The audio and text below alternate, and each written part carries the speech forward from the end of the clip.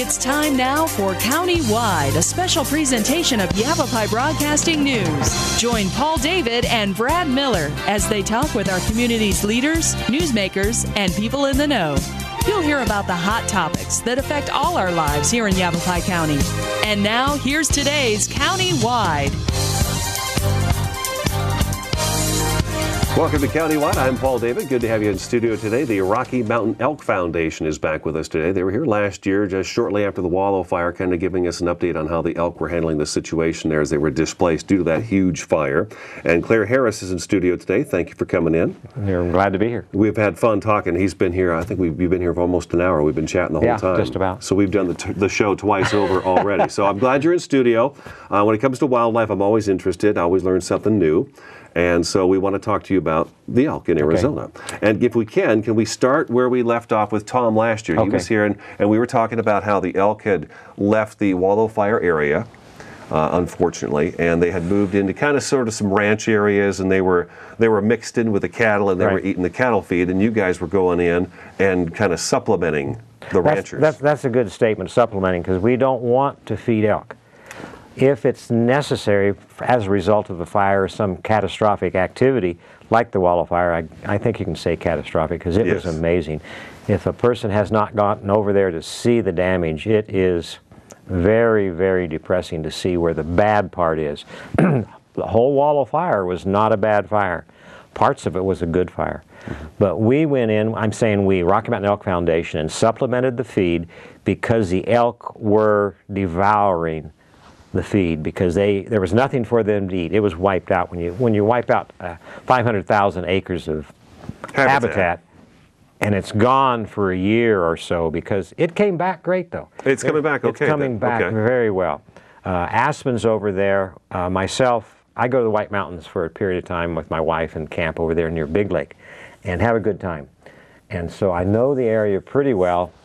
And there's a place called Diamond Rock and Buffalo Crossing that was toasted. When I say toasted, it just burned it bad. It was moonscaped. There's a place called Three Forks where there were the Rocky Mountain bighorn sheep in the area, and there was a number of them that were killed in the fire.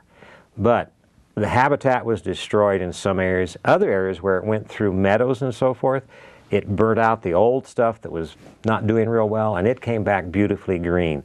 Some of the aspens were really burnt bad, but last year when we went back shortly after the fire, the aspens were taller than me. I'm not tall, but they were 6 feet tall and just thick.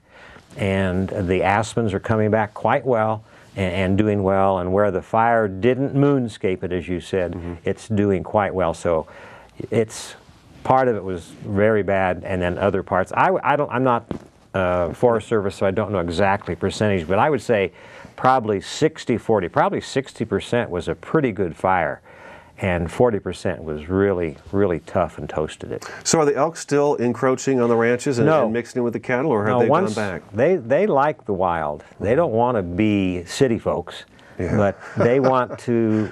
Now, in that case, there wasn't anything to eat, so they went where the ranchers were growing the hay, and so they were eating up that.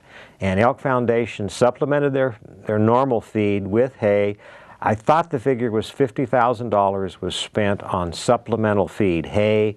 I don't think they did pellets like they do in some places, but they put hay out, and like you were saying, they were mixed in with the cattle, because where the feed was, they needed to be. There wasn't feed where they normally eat. You sound like the Red Cross of Wildlife. Bringing food to the, they were displaced. They were out of where they should have been. And they needed help. Yeah. And so we helped them for that period of time. The Rocky Mountain Elk Foundation does not want to become a feedlot for elk. If they need it for a short period of time, they will help them out in that aspect. What is your goal then? What is the Rocky Mountain Elk Foundation's main goal? The main goal of Rocky Mountain Elk Foundation, of course, is to help elk out, help wildlife, improve habitat and improve for all wildlife. Elk is our main animal, of course. Sure. If you help elk, you don't have a gate that says, okay, you're an elk, you can come in. It helps all wildlife. We work a lot on building wildlife waters, which is necessary. In Arizona, we're a desert. Now, in other states, the water is not an issue, but habitat improvement, encroachment of non-native species, is another problem in parts of the United States. But we improve habitat through, I say it's not controlled burn, it's called, I can't talk about the Forest Service, because controlled fires are not controlled fires. They're kind of semi-controlled. Right. So, but anyway, working with the Forest Service on fire as a management tool, we do what's called clipping. We will go through an area and not clear cut it, but we'll clip out part of it so it opens it up, makes the grass grow better. It helps both wildlife and livestock. So ranchers, we work in conjunction with ranchers. The Babbitt Ranch, a lot of times we do some projects together with them on improvement of habitat. If we improve the habitat, the wildlife will do better. The habitat will do better because our forests in Arizona are in bad shape. A lot of burning, very dry it was this year, so yeah. You know, we kind of dodged a bullet this year. We didn't have a wallow fire. I agree. The largest fire, I think, was like 18 or 20,000 acres, and, you know, 25 years ago, that was a major fire. Now you think 18,000 is a small fire. I think the Gladiator down by Prescott, and then the one down by Payson, the Sunflower, I think those were the two biggest ones in Arizona. Not like Colorado, which is still burning up. In parts of Colorado, they still have fires going. You guys put a pipeline in. Tell me about this pipeline. Okay, we put a pipeline in near Tucson, which is near the Grand Canyon, and it goes for 13 miles, and we put 6 drinkers on it. It cost approximately $350,000. 6 drinkers. Tell me what that is. Okay, a drinker. Okay, you got a pipeline. Okay. You go to the pump house and turn a switch on, and so it's pumping water down the line.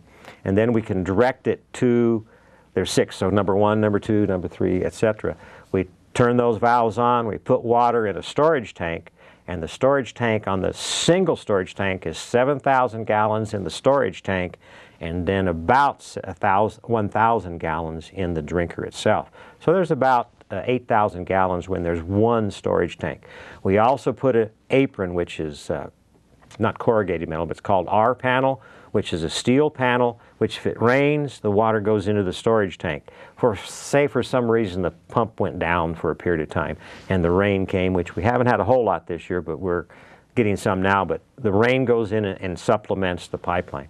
So that's kind of a safety valve with that apron that catches it. How long is this pipeline? It's 13 miles long. And so the drinkers are about every 2 miles along this pipeline. Some are closer, some are further apart, but that's approximate. And then the last one on the pipeline has 3 storage tanks. So you've got 21,000 gallons of storage capacity plus the 1,000 in the drinker. And we have a pipe that comes off of this setup where a pumper can come and suck water out of those storage tanks and then take to further ones that aren't on the pipeline. Oh, I see. And so it reduces the amount of travel time. Before they'd have to go into Tucson, pick up water, and then drive all the way out. And then they drive back into Tucson. So it cuts out that round trip situation of about 13 miles, so it winds up to be 26 miles less each trip. Because past the end of our pipeline, there are other catchments. They're called catchments, they're called trick tanks, they're called wildlife waters. That's synonymous. And the ones that are called standalone that don't have a pipeline, where the water comes from is snow and rain, goes on the apron, goes into the storage tank, and then goes into the drinker. And all of these are without floats. So there's no valve like the toilet float in your toilet. Sure. That's not on there. It's just the height in the storage tank is the same height in the drinker. So when the storage tank goes down, the drinker goes down. And when the drinker gets down to where it's not easily accessible, they will haul water out to these ones. If we're on the pipeline, we turn the valve, and that is so nice. And these large storage tanks on the east side of the highway in Tucson, they were all built with triple storage, so they're 21,000 gallons plus. We have not had to haul those since we built those. We also built 8 of those storage tanks. And we're going to have another one built at the end of this month. We're going to have a work day, the 24th, 25th, and 26th, I guess a work weekend. And we're taking volunteers. Anybody wants to come up there. It'll be in what's called the Basin, which is on the east side, at the east entrance to the Grand Canyon over by Cameron. And we're on Road 307 and will be in there, and we'll be finishing it up. There's a gentleman here in Flagstaff, Bohunk Excavating. He has volunteered to dig all of these storage tanks. They dig a hole to put the tanks in, Sure. and he's dug all of these. The ones that are standalone, which just have the apron and the catchments, and then he's dug the 6, excuse me, actually it was 5, because there was one storage tank we did use. But he's dug all the holes and done all the excavating for those, and he said, unless I really get sick or something, I want to do them. And he has put in numerous hours helping us out. And Fantastic. That's what makes the Elk Foundation really neat. We have these dedicated volunteers like Kevin Schaefer that volunteers his personnel. He's come up and dug them himself. One time he was up there and he'd had knee surgery, and he was working this tractor with knee surgery, just finished it relatively a short time, and was still there working and enjoying helping the Rocky Mountain Elk Foundation and helping elk and wildlife. Sure. We got to take a break.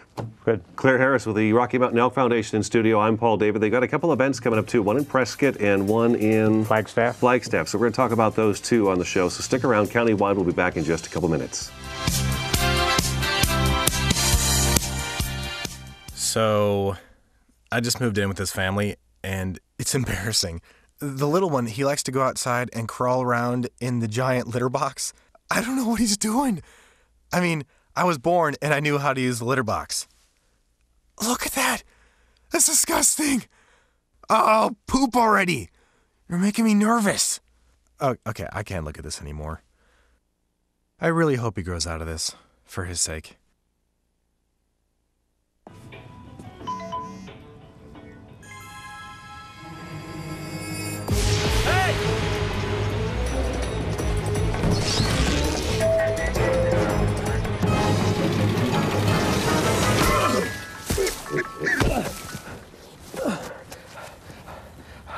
So, same time next week?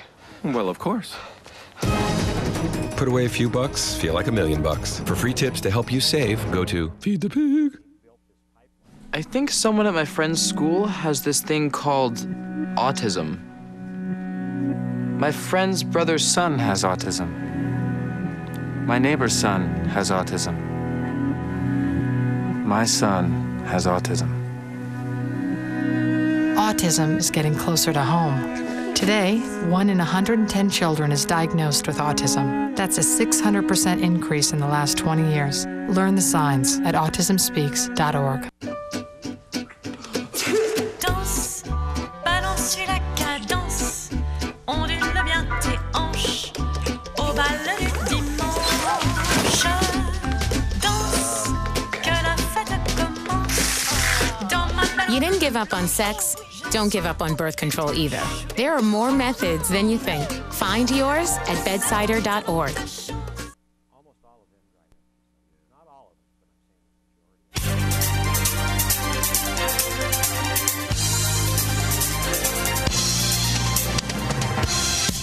Welcome back to Countywide. I'm Paul David. Clair Harris with the Rocky Mountain Elk Foundation in studio today, and we're going to change topic to fencing. I was going to ask you how you guys feel about the fencing, because from Munns Park south now and north on both sides of I-17, there's a huge green fence to keep the animals from coming across, and apparently we have not had any more elk versus vehicle or deer versus vehicle accidents in that area.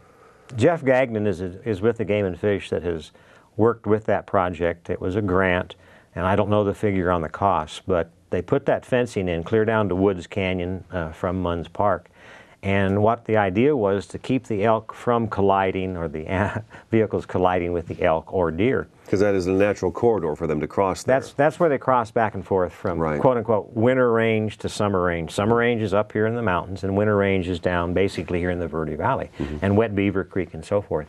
So they cross the freeway.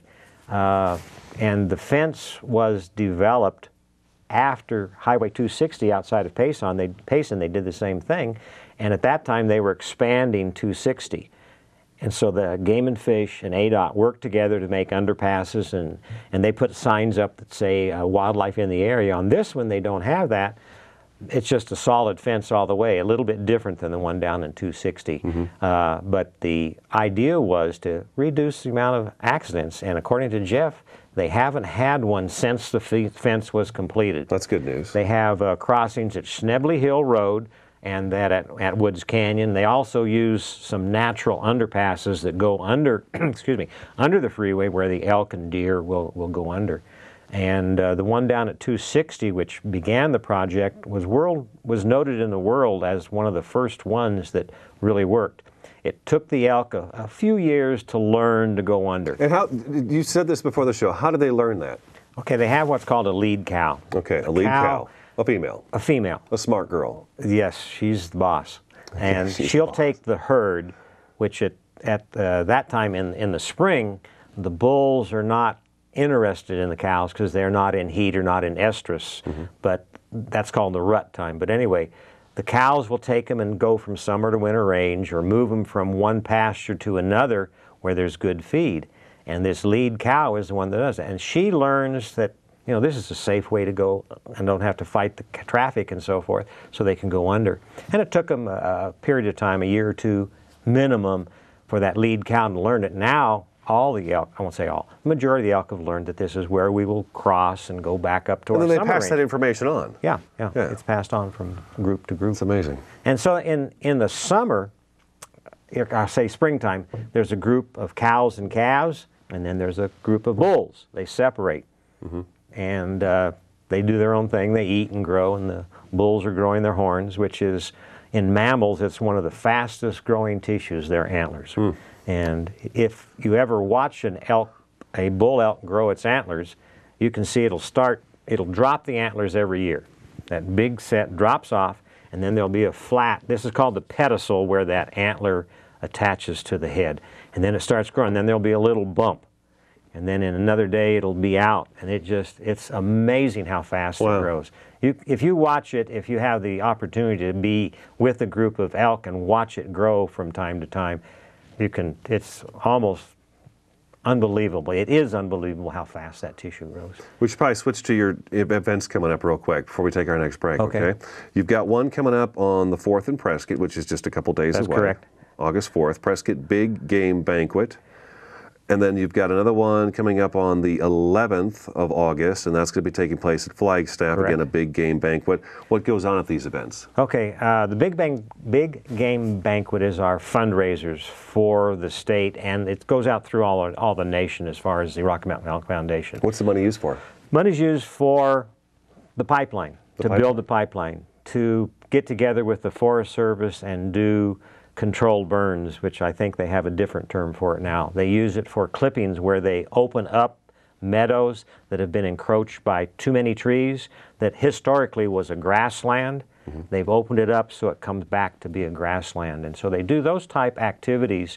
They also do youth activities. Just 2 weeks ago now we had a hunter ed class down in Winona in Flagstaff area, where they had 75 students come and take a hunter education class. In October, we will have a youth cow elk hunt out at Mormon Lake. We will put on a little seminar, talk to them if they need help tracking an animal, or if they need help identifying where there may be some cows, we'll help them out that way. We won't go shoot them or anything like that. That's their job, and it's a learning experience for them. And then we will feed them a meal, and we'll feed them like breakfast rolls and so forth in the morning. So our money is spread out over a lot of different activities. We do fencing projects where we modify a fence that make it wildlife friendly. You lower the top strand a little bit. You'll put what's called jumps. You'll put a piece of plastic on that top barbed wire, because normally the fences are put to keep the cattle in one pasture or another, whereas the elk will jump over, and if it's an antelope, the antelope will go under. So what we do is we raise the bottom wire so the antelope can go under and have a better. And that's a show for another day, those antelope and why they go under a fence. I would love to get somebody in and talk about that a little bit. A good number to call for more information about these two events is 242-2585. Of course, 928 is right there. And then you can go to RMEF, Rocky Mountain Elk Foundation.org for more information. We're going to take another break, and when we come back, we'll talk more with Clair Harris from the Rocky Mountain Elk Foundation. I'm Paul David. This is Countywide. Again, back in just a couple minutes. So, I'm kind of new here, but I've noticed a trend. My human does this funny thing where she goes around and gets all my toys, and then she hides them in that basket by the door. You know, but it's always the same basket, and it's always in the same place. And then she acts so surprised when I find them, but, she's putting them in the same basket. Again. It's like, hello, that's where you put it last time. You were the worst at hide and go seek.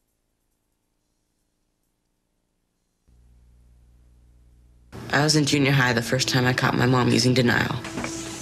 She had to have known her painkillers were missing because I kept stealing them. Her denial was so out of hand. So she doesn't even know? I'm going out.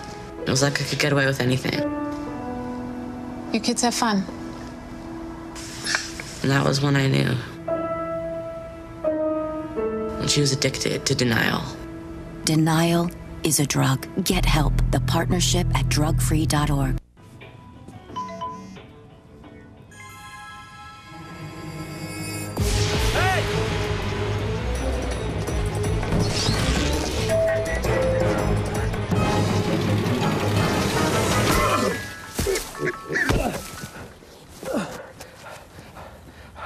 So, same time next week?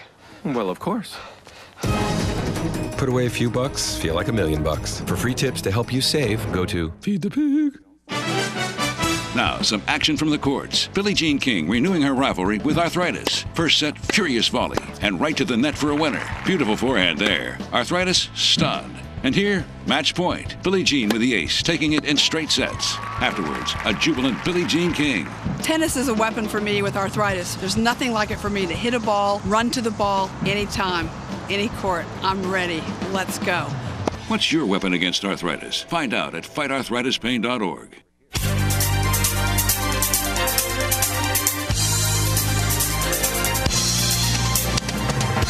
Welcome back to Countywide. We've got just a couple minutes left back in the program, and I wanted to ask you, now is the time to be getting out in the forest. If you don't have to go enjoy elk and by hunting elk. You can go out there and watch them and hear them. This is one of the best times of the year to go camping and have elk, right? You're starting to get cooler. Mm-hmm. We've finally got some rain to keep the dust down, and the fire danger is. And the forest has greened up a little bit. Correct. I've been noticing. Yes, it has started to green up. It's starting. It's slow this year, but it's been so dry because if you talk March, April, May, and June, there was nothing. Right. And then it started in July, even though the Weather Service says it starts June 15th. That's just easy for mechanical reasons, I think. Sure, but it is. Anyway, the hunting season is starting. Archery deer season starts here on the 24th of August, and then basically there's hunting until Thanksgiving, relatively speaking. There's some type of hunting going on. We're going to be hearing some neat stuff, though, out in the forest as the sun starts to set. Once the rut gets started, which is the breeding season for elk, you'll hear bugles. And I guess I should have brought a bugle to bugle, but I'm not real good at bugling. But they bugle to show dominance and talk where they are. You know, one will bugle here and then answer over here. Hey, Fred, I'm over here. And Sam will say, okay, I'm over here. Stay away from me. I've got girls. No, I'm going to come take them. And then you can see sometimes the elk will fight, and they will push, and very seldom is it fatal. Most of the time it's just learning dominance. So I've dominated you, you go away, and the dominant elk bull will take a harem of cows and then breed them. And the ones that have the biggest rack and the ones that are the strongest are the ones that are going to get the cows, because the cows look at the bull and he's got a small rack, says, I don't like you, you're not in very good shape. Now the ones that have the big rack have done well, they have good genetics, they've done well on eating, and so they do develop a large rack. And that's part of a show. I mean, it is a show, and that's what's coming up, and we're out of time.